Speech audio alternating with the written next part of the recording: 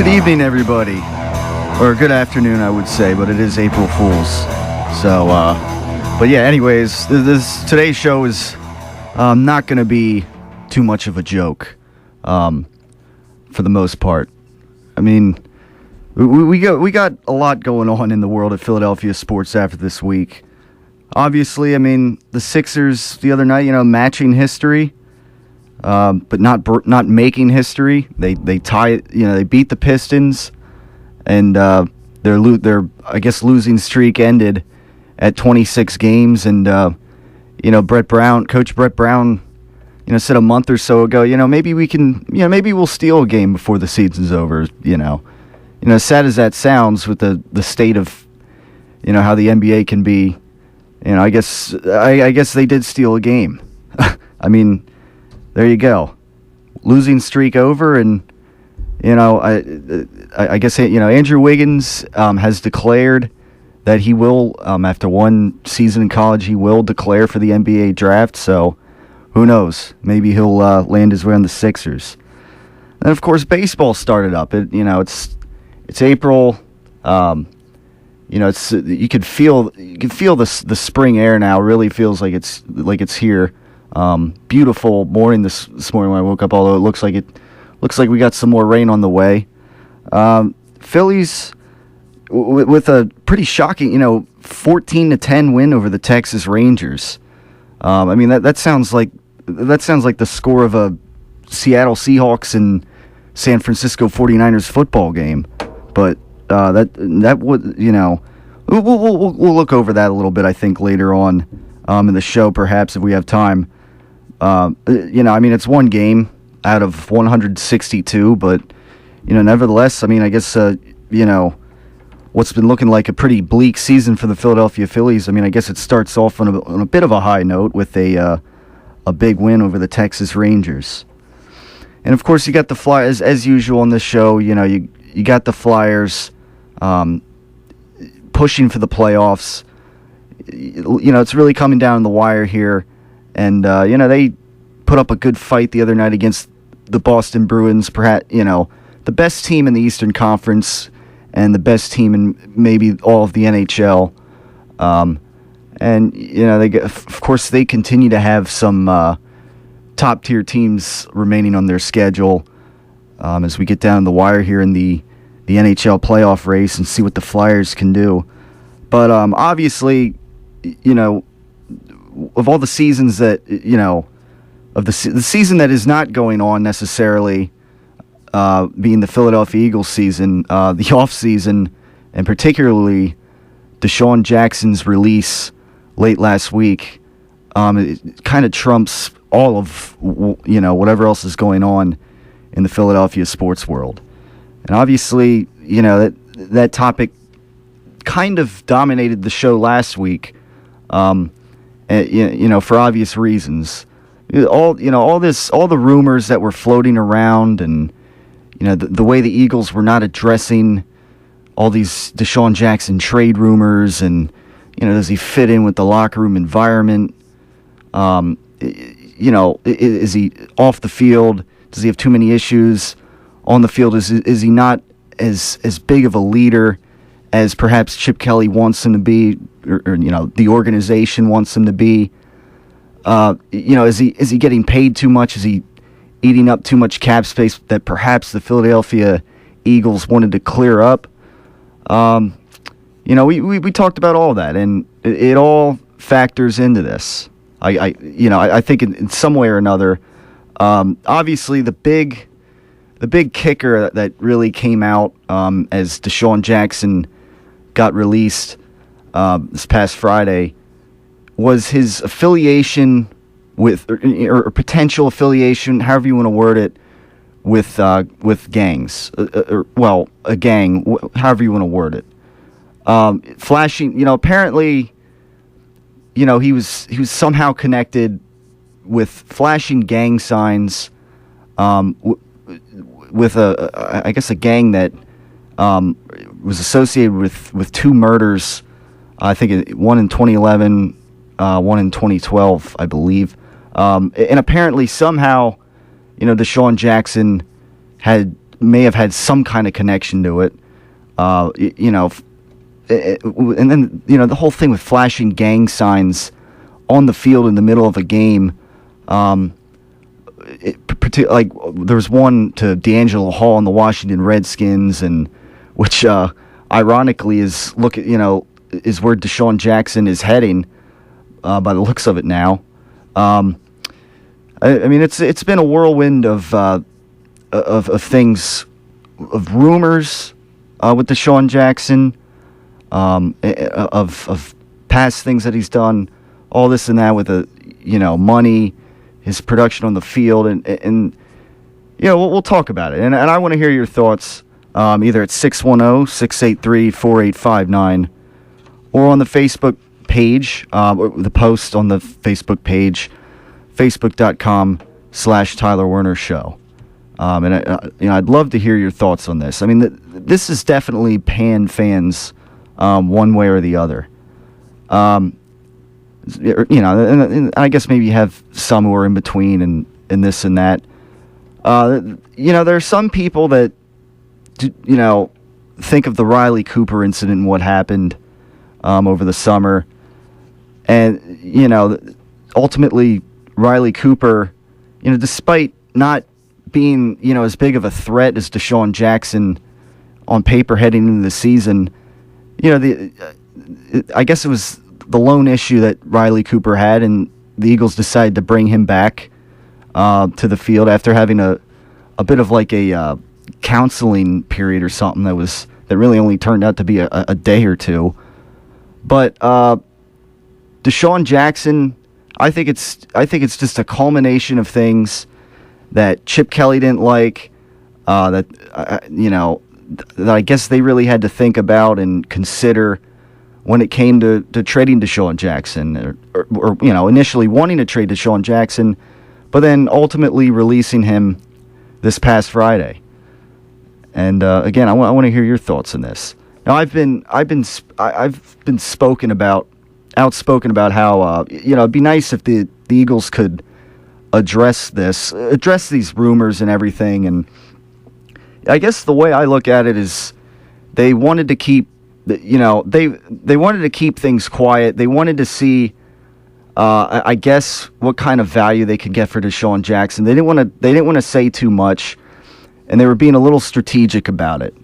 Now, when they said last week or the week before, whenever it was, how Deshaun Jackson, we want at least a third-round pick for him or something. Now, Deshaun Jackson obviously was slated to get paid $11 million, which could obviously be considered a deterrent to wanting to trade for him and take his salary on your salary cap when there's a lot of teams out there who wouldn't have that kind of room.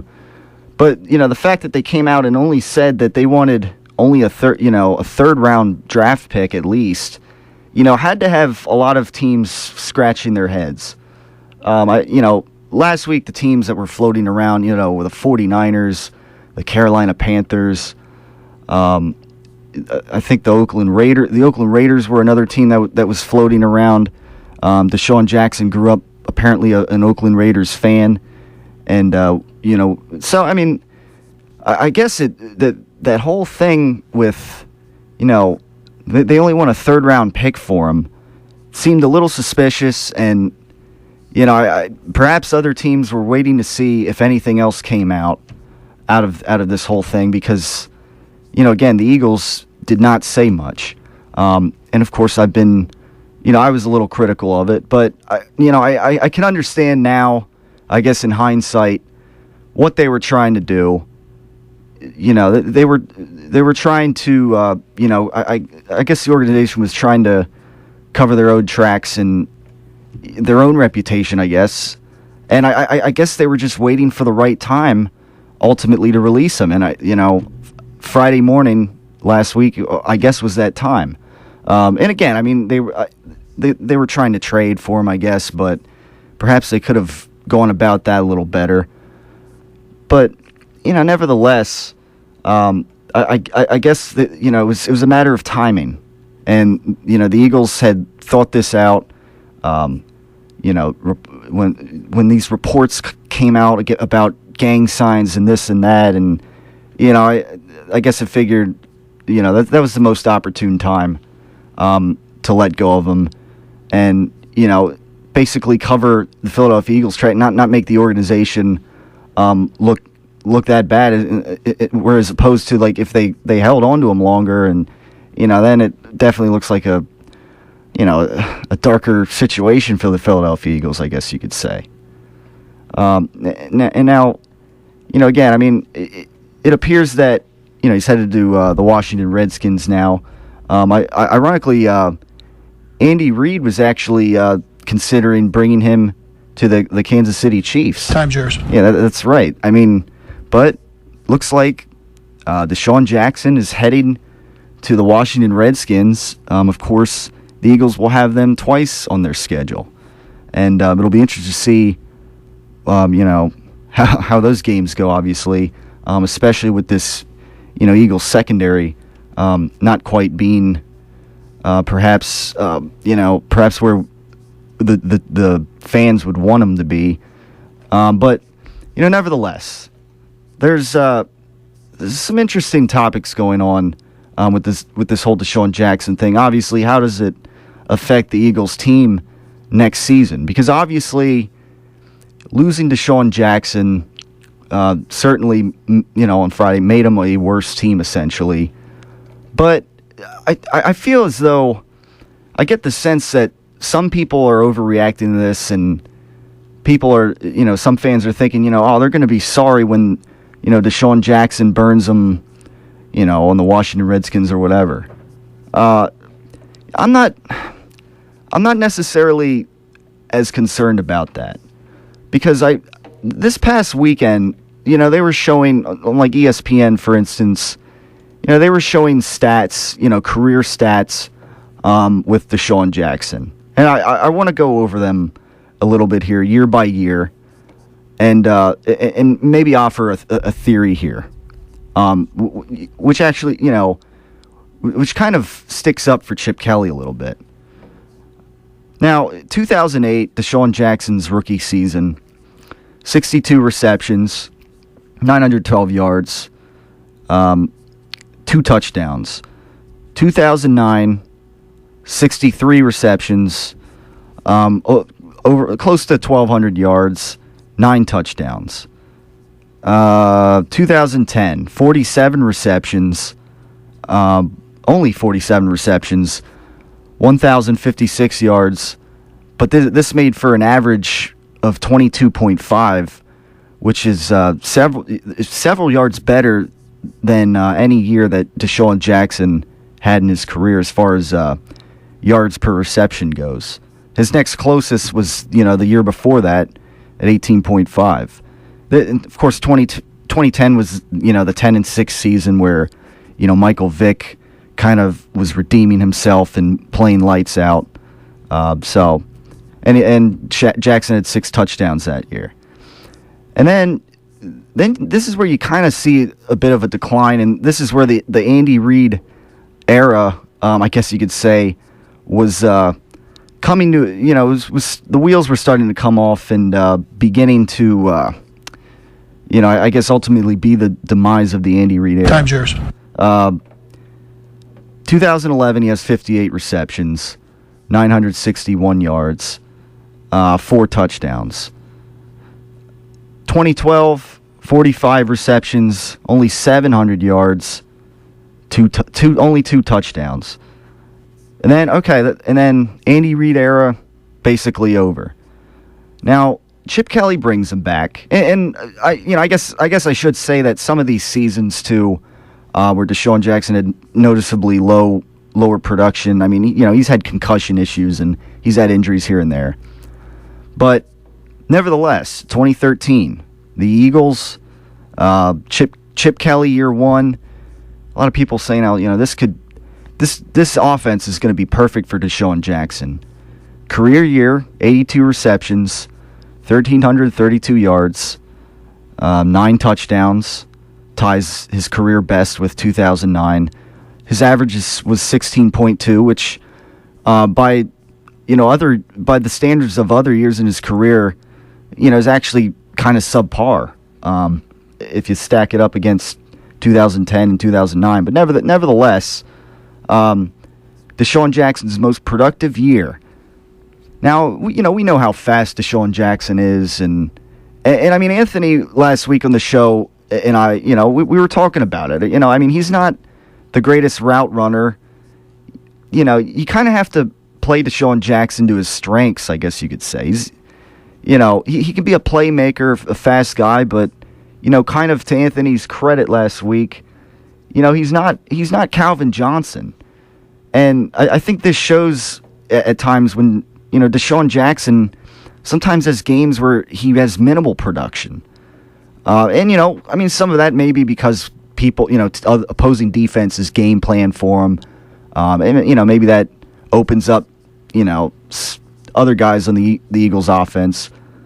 But, I mean, there was only, this past season in the Chip Kelly offense, despite having his most productive year, I mean, he had some games where he only had 3 receptions. I mean, 3 against the Cowboys the last game, 4 against the Bears the second to last game.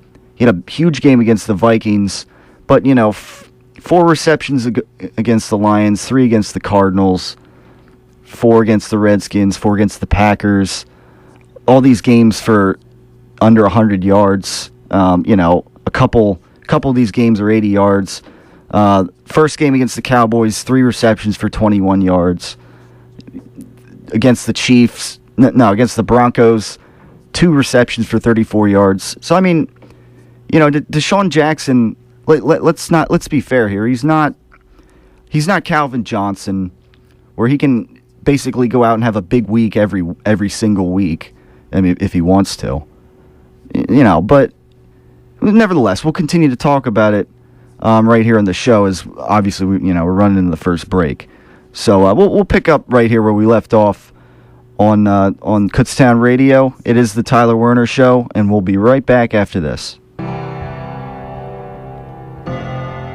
It's Telescopic Topics, a look into the world above us. Hello, I'm Teresa Gassert. Have you ever wondered about the possibility of life on other planets? The Kepler mission's recent mini-milestone has furthered the search for just that, potentially life-sustaining bodies outside of our solar system. NASA's Kepler mission has discovered a new system of planets as of February 10, 2013. This planetary system is currently home to what scientists believe is the smallest planet found to date. Originally launched on March 7, 2009, the Kepler mission was designed to explore areas of our galaxy in what is known as the habitable zone, where water has the potential to exist on surface of orbiting planets in search for Earth-sized planets. The goal of this mission is to determine how many stars within the area have planets similar to Earth, as well as to explore the diversity of systems in relation to our own solar system. The newly uncovered planet, located in system Kepler-37, is approximately the size of our moon. Deemed Kepler-37b, the small body was almost undetectable to the spacecraft, being only 1/3 the size of the Earth. Though terrestrial in composition, it seems to astronomers as though Kepler-37b does not contain an atmosphere and is not able to sustain life. Scientists have determined that Kepler-37b's orbit is roughly 13 days. What do these discoveries mean to us? The mission does 2 major things for us and our understanding of our vast universe. The findings of the Kepler mission allow us to contextualize our solar system within the continuum of the galaxy in relation to other existing planetary systems. Additionally, the mission allows us to touch on the possibility of life on other planets with continual explorations of planets similar to Earth.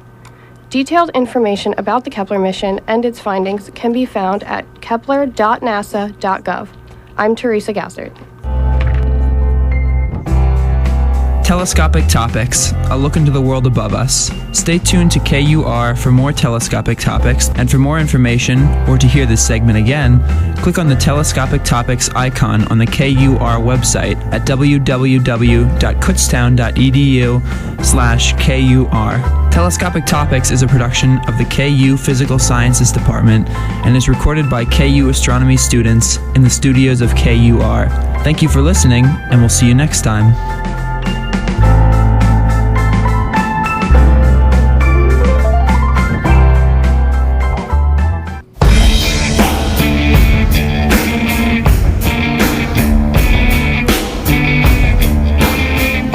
6:22, right here in the Tyler Werner Show on Kutztown Radio on this April Fool's Tuesday, I guess you could say. I guess you could call it. Yeah, and if you ever have any good, fond memories pranking somebody on April Fool's Day, or perhaps the victim of a big April Fool's prank, you're welcome to share that on the Facebook page as well, right here in the show. Now, personally, I actually did a little bit of a Facebook prank today. Actually, my April Fool's idea. I saw Mike, while you're listening over there. You got your little spring, I guess, buzz cut. On Facebook, I actually, last night, I guess you could say after midnight, I posted an old picture from I think about 6 years ago of me when I got buzz cuts every now and then, and it looks pretty funny, I think, looking at it. Given that, since then, I mean, I've pretty much had long hair. I grew it out, later that year, and to this day, I continue to sport long hair, and it's just a thing. I'm a guy that just right now I have no desire to really get rid of it. But nevertheless, I posted this picture on my Facebook earlier as my profile picture, and I hate to say, some of my family members seem to give it away, but I did get some people with this joke. Actually, as I was walking from my car earlier today, one of my good friends who plays for the Kutztown baseball team and actually commutes here from about 40 minutes away. He actually lives within a couple miles of me. Matt, he sees me walking and he's like, "Wait, I thought you cut your hair," and I guess I got him good. And I have to rip him a little bit though, because for some reason he was wearing a San Jose Sharks hat that I hadn't seen him in before. I don't know why he's wearing. Well, what connection? I gotta ask, what connection does he have to San Jose? I know San Jose is a good hockey team. I guess on the West Coast. This is Flyerville right here. I mean, I don't know, but nevertheless, he plays for the Kutztown baseball team, so I won't rip him too much. But I guess as we move along here, getting back to Deshaun Jackson, where I'm going with this whole thing with the past season he had, production wise, he had his best season, and coincidentally, it was under Chip Kelly's offense. He had it, and he had his best season by, pretty convincing. I mean, over 200 yards, 19 receptions better than his 2009 season, which I guess was his other best season. He matched his touchdown total for that 4 years ago. But where I'm going under this is that, despite having his best season under Chip Kelly, I guess, Chip Kelly is the coach of the Philadelphia Eagles team. And I know he doesn't say a whole lot. He kind of keeps to himself. Last week he said, when they had like this, he had like this breakfast conversation, and I was watching on the NFL Network and hearing on the radio what he had to say, and obviously, journalists were really asking about Deshaun Jackson, and I hate to rip the journalists. They could have maybe been a little more courageous and tried to get more definite answers out of Chip Kelly. But in particular, somebody asked, how do you like Deshaun Jackson or whatever, and pretty accurately, I'd say, Chip Kelly said that, I like Deshaun, and then he threw in a but in there, and he said, but we're gonna do what's best for this organization, this and that.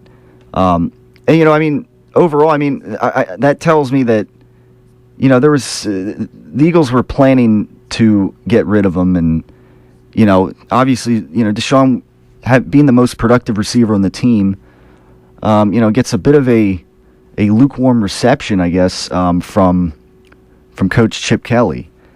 And I find it, rather interesting. And, of course, last week, I also find it ironic that, what was it, Monday night or something, Deshaun Jackson posts that picture on Instagram or whatever and Twitter, and, kind of says, like, how, for all the people asking about Chip Kelly's and my relationship, this is all I have to say. And, of course, he posts the picture of, I guess from training camp that probably nobody knows what it really meant.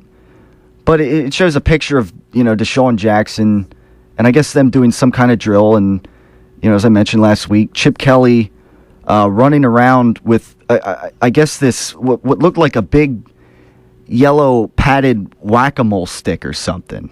Again, you're encouraged to check out that picture. But, I don't quite know what it meant. And ultimately, I find it ironic that, with all due respect to Deshaun Jackson, I find it ironic and embarrassing then that only several days later he was, released from the team. I think Deshaun Jackson has some growing up to do. I think that's the bottom line. I mean, that's a little embarrassing right there. I'd be embarrassed if I were him. And again, that's another factor I think that goes into this. Not only that Chip Kelly probably, I guess he thinks that, for what we're paying Deshaun Jackson, we can probably get somebody in here.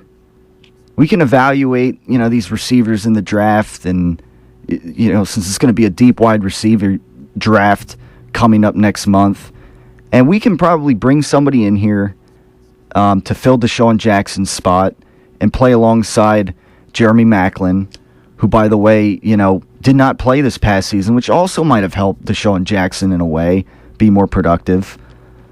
And, again, we can bring in perhaps one of these big, fast wide receivers that are coming out. It might be a bit of a smoke screen. You don't always know how they're going to pan out, but I think Chip Kelly believes he can, get the right guy to fill Deshaun Jackson's spot and, and I guess be effective with him. I think Chip Kelly might know that in the back of his mind. Like, Deshaun Jackson had the most productive season of his career. But this was year one of Chip Kelly's coaching career here in the NFL. And I gotta, not to take anything away from Deshaun Jackson, but I gotta think that Chip Kelly knows that, his offense, his schematics may have had something, to do with that. I mean, maybe not just something, maybe a lot to do with that. I don't know. Because, outside Deshaun's speed, again, route running, he's a small guy. He's not this big, he's not Julio Jones. He's not Calvin Johnson. He's not the kind of guy that's really going to, challenge, second, opposing defenses over the middle and this and that, and really be a consistent wide receiver, if game planned for. Because, guys like Calvin Johnson and, these premier wide receivers in the league, teams will double cover them, but they will still find a way to have big games and make big plays. Jimmy Graham, another, a tight end example. And, I'm hoping that maybe Zach Ertz on the Eagles can perhaps maybe turn into something like that. Maybe not, quite as good as Jimmy Graham, but definitely a top-tier tight end in the league perhaps. And again, obviously the Eagles have a good running game. There's still some diversity on this offense, but obviously the concern that we're left with here with the Eagles roster now is the vacancy of Deshaun Jackson.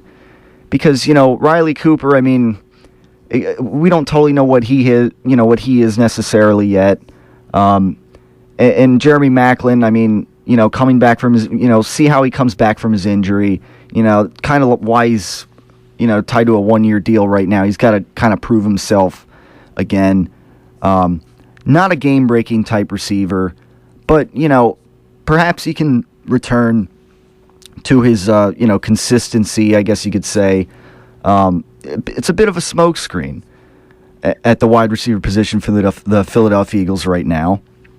Despite bringing in Darren Sproles, despite having LaShawn McCoy in his prime, despite having a pretty decent tight end core that has definitely some growing room when it comes to Zach Ertz in particular.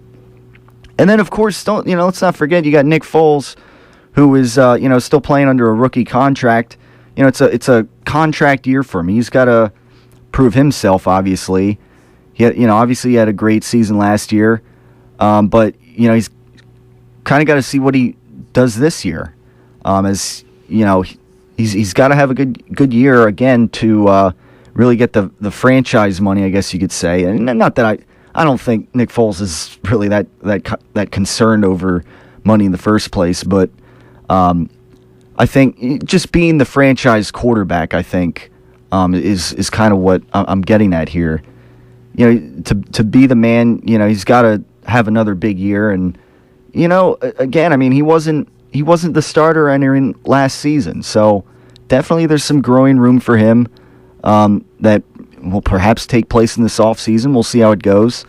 Obviously, I don't think he's going to have necessarily a 29 touchdown to 2 interception ratio again this year.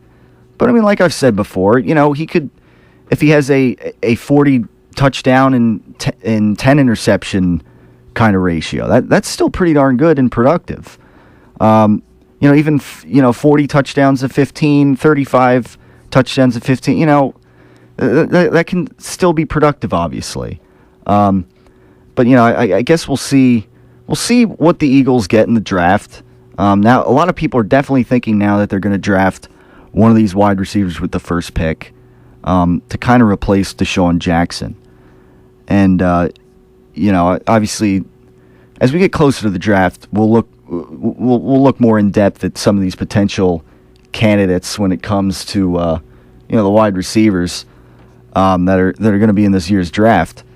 But again, going back to Chip Kelly and this and that, I think Chip Kelly kind of thinks that he knows what he's doing, and he's gonna try to find the best replacement, I guess, for him. And he said before, we're gonna do what's best for the organization. He also said how the offense doesn't revolve around one guy, and so I mean that's another factor. I guess he feels that Deshaun Jackson is replaceable, and that's the bottom line. Despite the decent production that Deshaun Jackson had in this offense, and the threat that he can be, I think Chip Kelly believes in what he's doing, and again, I mean, you go back to all the, I guess this culmination of issues when it comes to Deshaun Jackson, the whole, gang sign things, and all the Instagram and Twitter stuff. And kind of sometimes being a baby on the field, on the sidelines, when he's not having a good game or this and that, when he's not getting the ball thrown his way, not being a leader in the locker room, just kind of overall general immaturity, I think, is come to a point now with Chip Kelly where they say enough is enough, and I guess. It came to a point where they were going to try to get something for him. Maybe they could have done a little better job with that, but nevertheless, Deshaun Jackson has been released from the team, and the Eagles as an organization got to move forward. And again, I mean, I was a little hard in the past. How the Eagles better be careful what they're doing here. I mean, Deshaun Jackson was productive and this and that, but again, I mean. You gotta, I guess, try to think of yourself as, if you were Chip Kelly. I mean, because we don't know, but Chip Kelly is the coach of the team, and with what he wants to do, and I guess the ways he wants to do it, Deshaun Jackson is not the kind of guy that he wants to have on the team, despite his decent production, and perhaps Chip Kelly thinks that Deshaun was, expendable in a way, despite not being, despite, a guy like Riley Cooper maybe not being as much of a threat as Deshaun Jackson. Again, I mean, Cooper's getting paid, $5 million as opposed to Deshaun Jackson getting, was slated to get paid $11 million. And if I'm not mistaken, there are only 6 other wide receivers in the league that get paid more than Deshaun Jackson. Although they've, maybe there's a bit of overpay, and in fact, Chip Kelly making a value judgment there. For his production, maybe they can have somebody cheaper. But again, I'm not taking back my theory that I said last week that it had nothing to do with really freeing cap space on its own. Again, this whole Deshaun Jackson release thing, I think it's a culmination of on-field and off-field immaturity, and now, especially recently, this whole gang sign issue that has definitely been thrown around now and reported. And I guess the bottom line is, not a Chip Kelly guy after all. And that's where we're at here right now on with the Philadelphia Eagles organization. And again, I mean, a lot of people a little shaky about this. Some fans that really didn't want Deshaun Jackson released, being the most productive wide receiver on the team. But the Eagles, I guess we're in a tough position here. And they decided that this is somebody we can't have on our organization. This immaturity is too much. Deshaun Jackson is not, growing up or whatever. I mean, I'm not saying Deshaun is, a terrible guy, but when you're running a $1 billion corporation, that is the Philadelphia Eagles, and enough is enough, I guess. And we don't know everything. I mean, there's still some things that are probably going to come out with all this, but for the Eagles' sake of their own reputation, I guess they figured it was time, and I guess I figure it's time that we head to the next break here on the Tyler Werner Show. So we'll talk Flyers a little bit while we have time still. 610-683-4859 is the number to get in, or you can go on the Facebook page at facebook.com/Tyler Werner Show. We'll be right back on the other side. Okay, so just type the job website address here. That's it. Then you enter what job you're looking for there. Electrician. This is Peter. Recently, he got help going on the internet for the first time to look for a new job. Okay, then you just hit search and... In the past, Peter's gotten work through people he knew, but he heard there were more jobs online. There we go. These are all for me? Uh-huh. Really? He had no idea just how many. I can't believe it. This one looks good. Peter is thinking the internet might be for him after all. And this is just one website. Wow. Why didn't I do this sooner?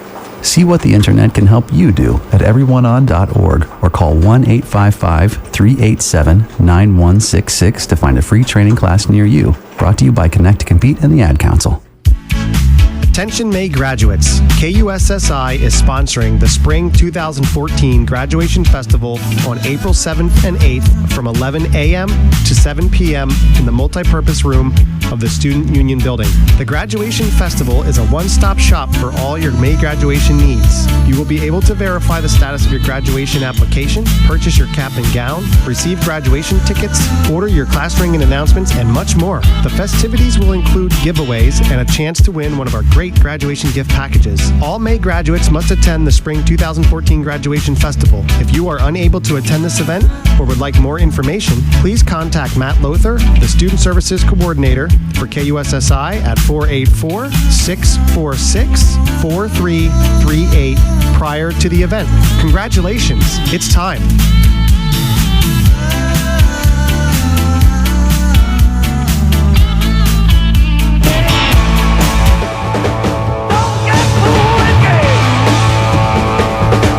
Oh, 42. on April Fool's Day. Anybody see what I did here?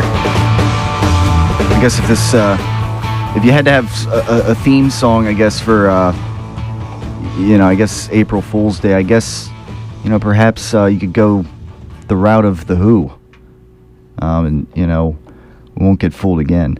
I have a little, before we get into the Flyers talk, I have a little segment I want to call, what does George Bush have to say, George W. Bush, former U.S. President, about April Fool's Day and about my April Fool's joke, I guess, of posting an old buzz cut picture of me.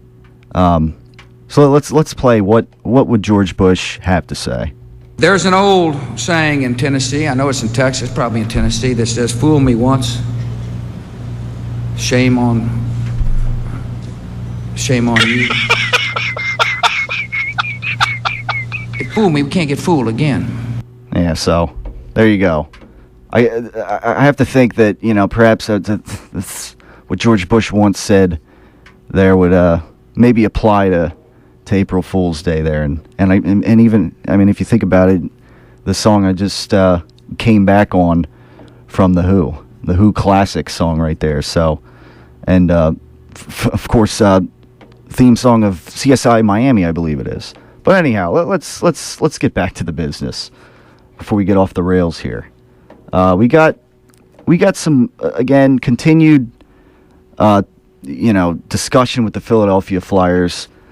The other night against the Boston Bruins, they put up a good fight. Took it to a shootout with the Boston Bruins. They lost in the shootout 4-3, but nevertheless, against a great team that before the season I had winning the cup, winning it all this year. The Boston Bruins getting back, definitely. I guess that's a good sign, but.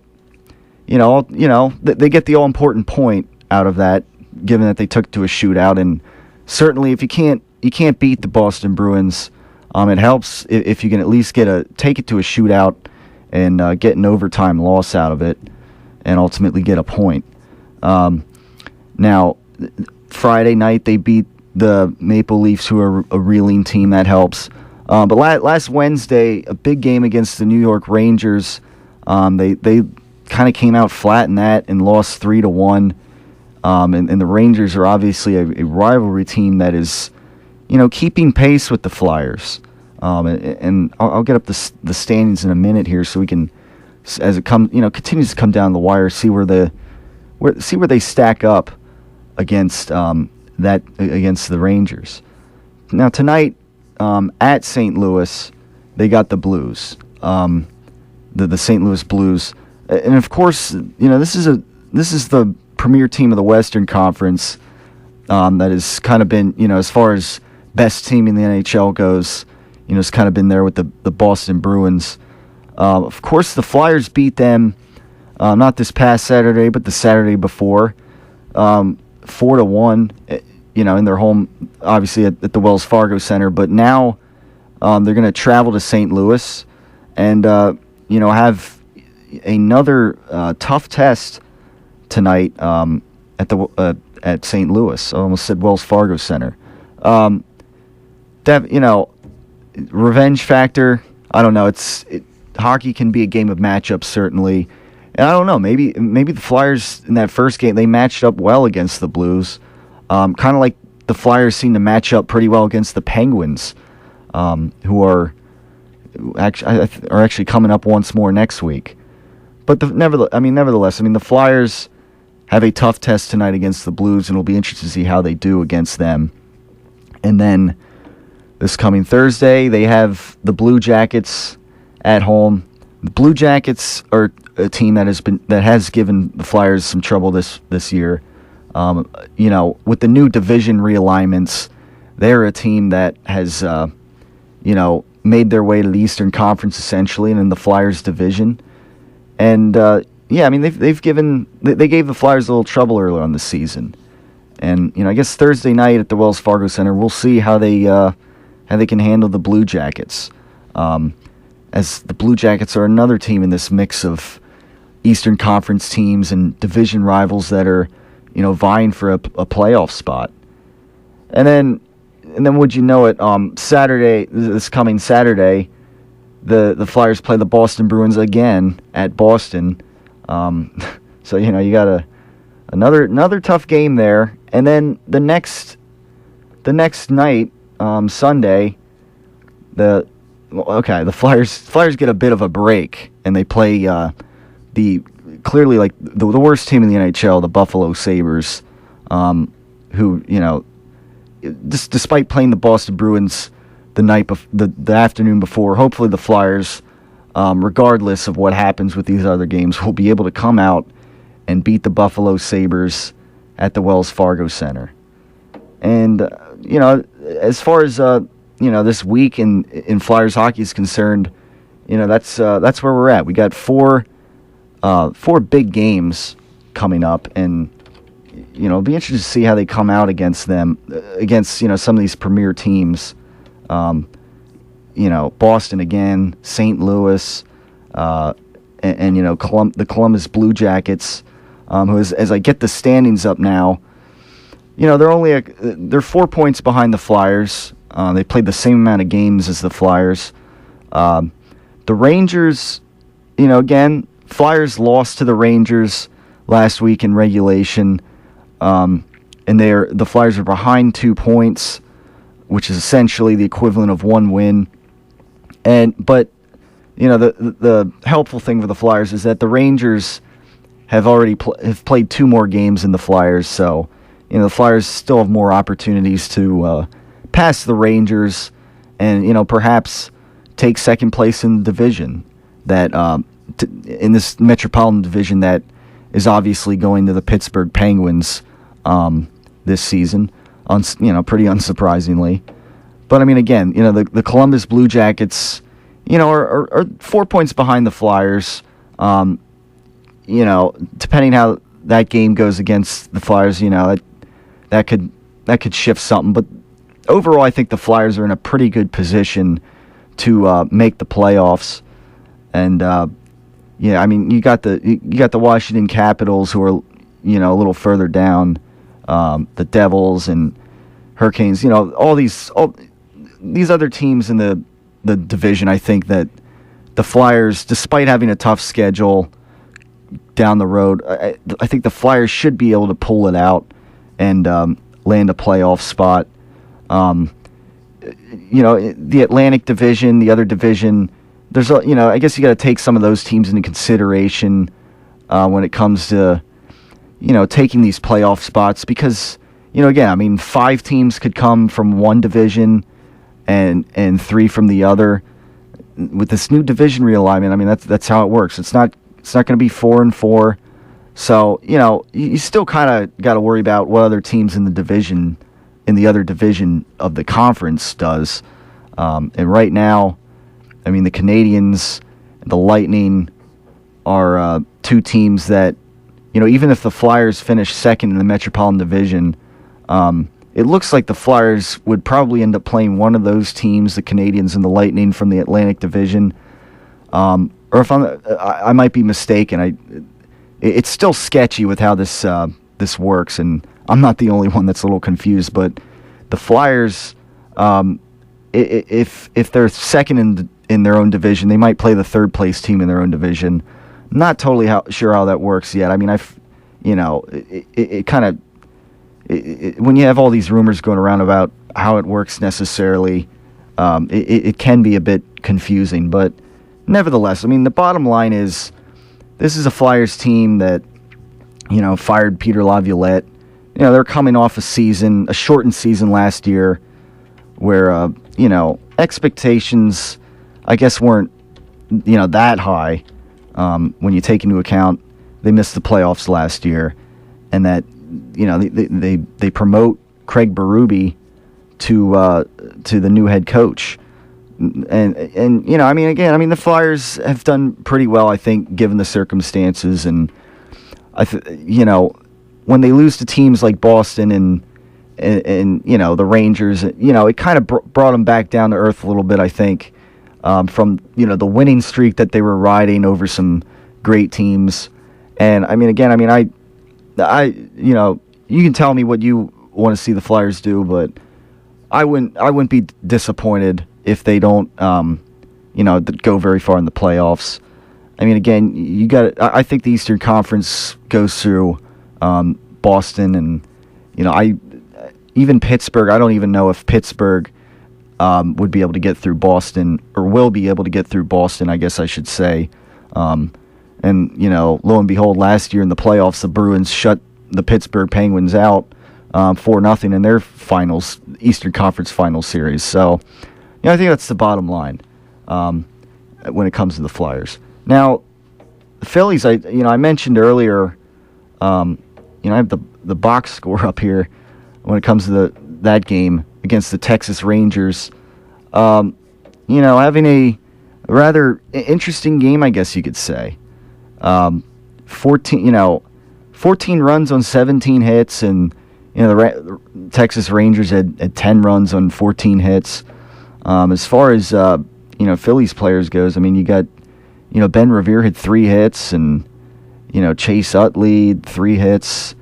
So I mean, definitely some of these, again, I mean, we joke about older players on the Philadelphia Phillies, and people saying, or joking, that Citizens Bank Park is becoming Senior Citizens Bank Park, and as sad of a joke as that might be, I mean, you can kind of see what some fans would say that for, but again, I mean, it's nice win, but I mean, it's baseball season is long as far as the number of games goes, and we'll see what I guess we'll just wait and see what they can do with this series with the Texas Rangers, as next couple of nights, in the series, they got the Texas Rangers 2 more times. We'll see how things shake up down in Arlington, Texas, later tonight and tomorrow, I guess. And then coming up after that, they got a series with the Chicago Cubs, and then starting next Monday, they have a series with the Brewers, and that'll kind of take us to next week's show. As boy, we move through the month of April here. Spring is here, so it's after this long winter, it is. I guess it's safe to say that it's over, as the weather is warming up, and these huge piles of snow that are still sitting out from February are almost completely gone. They've been taking forever to melt. But I just want to recap last week. I was talking about the PAT rule. I kind of want to rehash again, because Bill Belichick, especially in his pretty mundane speaking tone, I guess you could say, kind of spoke about at the coaches meeting or whatever last week, about eliminating the PAT, and the whole thing. There's been talk about changing it to moving it back to like a 42-yard field goal, and I don't totally understand the logic behind that. And I think I came up with it last week. I mean, I'm not saying I came up with it, but I kind of worded how I would do it. I don't think I'm the only one that worded it this way, but you're gonna have, if you want to eliminate what Roger Goodell kind of said was a uninteresting play that kind of slows down the tone of the game or whatever, or interrupts the tone of the game. They want to get rid of the extra point or make it interesting. But I say, he kind of said back in January about, we want to get rid of a play, this uninteresting play or whatever, this chip shot field goal that is 99.6% efficient or effective. And I just kind of look at it logically and say, well, if you want to do that, you just, whenever a team gets a touchdown, you ask the coach, like, either, if you want to go for 2, I guess the coach could put up, give the peace sign or whatever. You want to, put up 2 fingers. Or, if they just want to take an extra point, since, again, they want to get rid of this play that is, uninteresting, that Roger Goodell says, and interrupts the flow of the game and is almost pointless, considering that it's 99.6% effective, then you just give the option to, line up and go for 2, or just say, we'll just take 1 extra point. And I think it's as simple as that. Moving it back to a 42-yard field goal, I don't necessarily understand that concept. I mean, normally when you're going for a 42-yard field goal, I guess I should say the only time you're going for a 42-yard field goal, as far as we know it, is for 3 points. That's the thing. And to, move it back and kind of make it, all right, 42-yard field goal, which I don't know what they said was 80% effective or whatever for an extra point. I think people are overthinking it. And, it's a continued discussion here as far as rule changes go with the NFL. Is the NFL overthinking these rule changes or whatnot? That kind of continues to be discussion topics on this show. And we'll continue to be, as we're out of time for today. So, but thanks for tuning in, and you can always catch on the Facebook page the podcast of this show. I would encourage you to check that out. Coming up next, we got Suspense right here on Kutztown Radio. So I will leave you off with that, and until next time, stay dry in all this rain, and we'll talk to you next week. It's the top of the hour, and you're listening to the radio voice of Kutztown University, KUR Kutztown, found on campus at 1670 AM. Throughout eastern Berks County is the audio backdrop of KU TV service